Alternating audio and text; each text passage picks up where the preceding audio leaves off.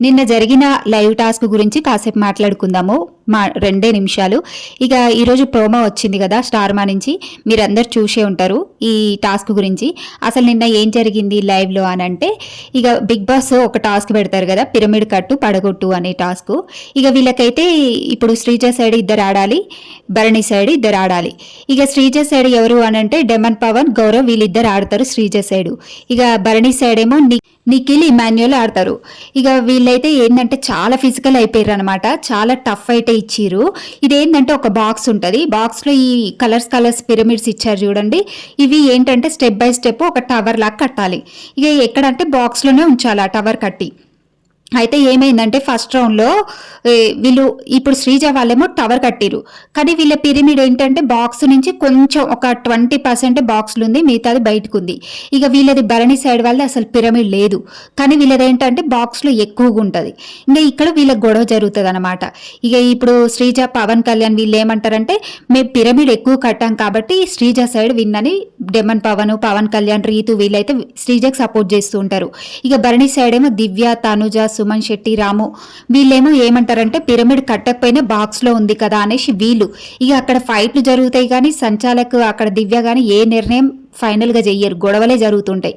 ఇక big boss serious అయిపోయి మాధురిని పిలిచి, మాధురి అసలు ఎవరిది తప్పు, ఎవరు గెలిచారు ఈ టాస్క్లో, విన్ అయింది ఎవరు చెప్పండి అనేసి మాధురిని అడగగానే ఇక మాధురి ఏం చేస్తుంది, శ్రీజాకి సపోర్ట్ చేస్తుంది. అంటే శ్రీజాది విన్ అయినట్టు చెప్పుద్ది, ఎందుకంటే వాళ్ళది టవర్ పెద్దగా ఉంది, బిగ్ బాస్ వాళ్ళు టవర్ కట్టారు అని చెప్పేసి Sreeja winnowing, blue team winnowing అని చెప్తుంది మాధురి.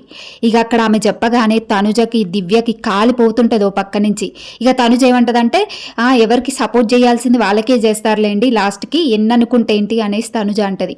ఇక అక్కడ దివ్యకి, తనుజకి, ఇక మాధురికి ఫుల్ ఫైర్, గొడవలు అయితే మస్తు జరుగుతాయి ఈ టాస్క్లో.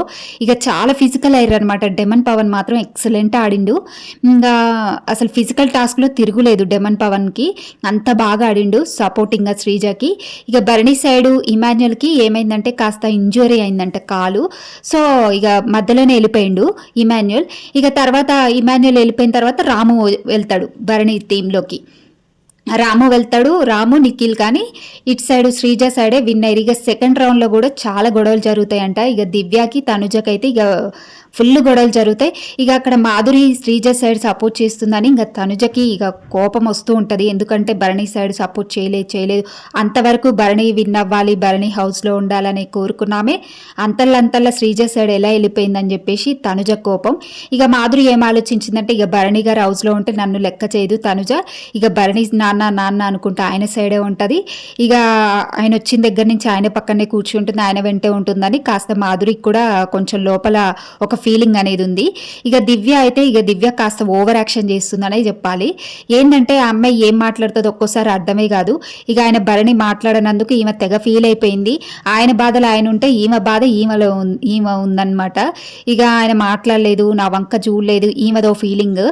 ఇక కొంచెం ఆమె కూడా ఎక్స్ట్రా మాట్లాడుతూ ఉంటుంది. ఇక ఇంటికి గౌరవం అయితే చాలా అంటే చాలా మాటలు అనేస్తుంది దివ్య. అక్కడ నాకు అస్సలు నచ్చలేదు, ఆమె మీద ఉన్న ఇన్స్పిరేషన్ అంతా పోయింది. ఇక తనుజ కూడా అలాగే బిహేవ్ చేస్తుంది, ఉంటే నోట్లోంచి ఎన్ని మాటలు వస్తే అన్ని మాట్లాడడం, పక్కవారిని హట్ చేయడం, చాలా మాటలు అనేస్తుంది. ఇక భరణి గారు రాగానే ఇమాన్యుయల్ గురించి బ్యాడ్గా చెప్పుద్ది, ఎందుకంటే ఇమాన్యుయల్కి ఆమెకి ఈ వీక్ నుంచి పడట్లేదు కదా. ఇక భరణి ఎక్కడ ఇమాన్యుయల్తో ఫ్రెండ్షిప్ చేస్తాడు అనేసి ముందే చెప్పేసింది, ఇమాన్యుయల్ గురించి నమ్మొద్దు నాన్న, మీ గేమ్ మీరు ఆడండి అంటూ చెప్పుద్ది. అక్కడ కూడా నాకు తనుజ అస్సలు నచ్చలేదు. ఇక మీ సపోర్ట్ ఎవరికి, భరణిక, శ్రీజకు ఒక్కసారి కామెంట్ చేయండి.